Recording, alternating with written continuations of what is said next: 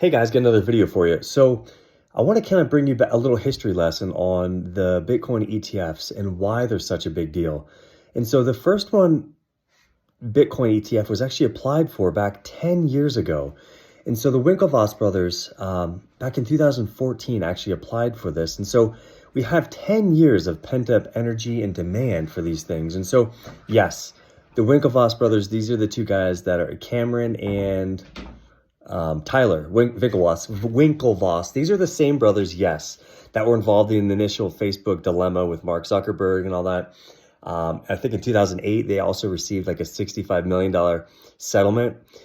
That money, you guys, is the same funding that they actually started the Gemini exchange in 2014, the crypto exchange, and the same funding that actually they bought. I think they bought upwards of almost 1% of all Bitcoin at that time, like $11 million.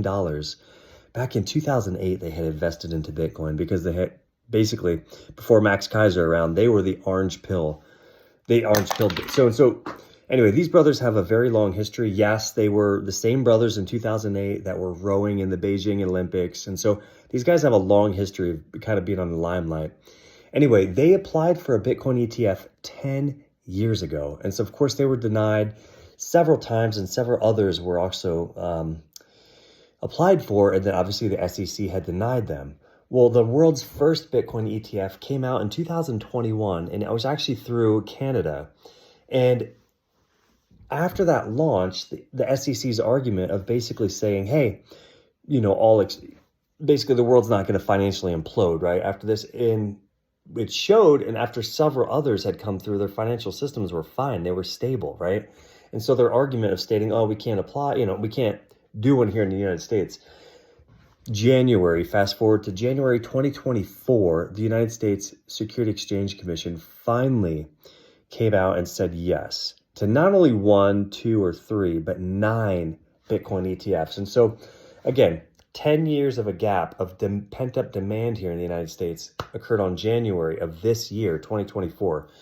And so just to give you an example of how big a deal this is, the ETFs, when they launched, the very first, we're kind of describing Bitcoin as a store of exchange, a store of value, right? Similar to gold.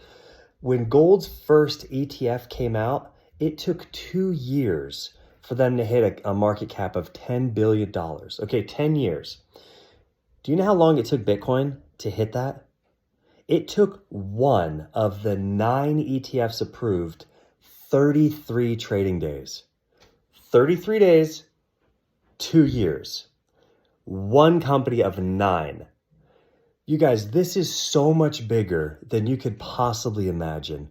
There is so much money pouring into these Bitcoin ETFs alone.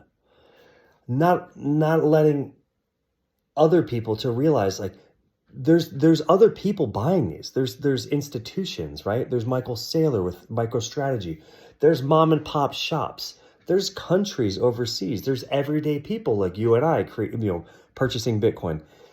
There is not a lot left. This is why I keep telling people, get off of zero. If you've already listened and you've already allocated, good job. Keep it up. Keep learning. Keep stacking more sats, as I say. This is the most secure and scarce asset of all time. I can't tell you how important it is to continue to stack more Bitcoin. And so you guys, I appreciate you. I want you to continue to just educate yourself, educate friends, and let others know that this is not going away. Cheers.